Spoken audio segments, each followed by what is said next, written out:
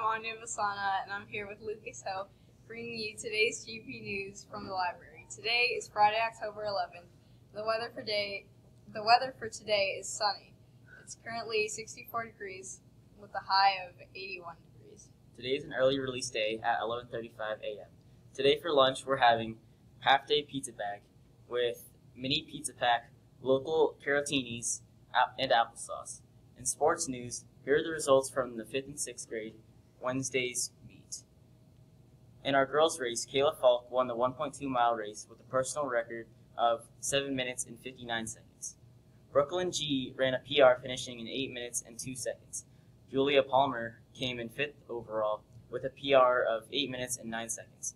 Teammates Reagan Stout, Alessandra L., Miley Hughes, Maddie Lossich, and all our 5th and 6th grade girls ran such great races and won the district championship. Congratulations, girls, for winning the 2019 district meet. Our 5th and 6th grade boys race next. Brent Sollers won the race in an amazing 7 minutes and 7 seconds.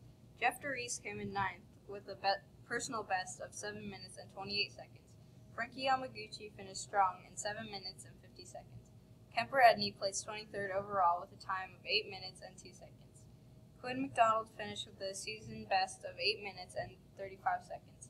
Dallas Friedman finished in 11 minutes and 26 seconds. We're incredibly proud of the boys team for finishing 3rd at our district meet. Great job to all of our runners. It has been a fantastic season. We look forward to cheering on our Firebird cross country team at the state championship on November 2nd. Go Firebirds! Today's joke is, what's the best thing to put into pumpkin pie? Your teeth.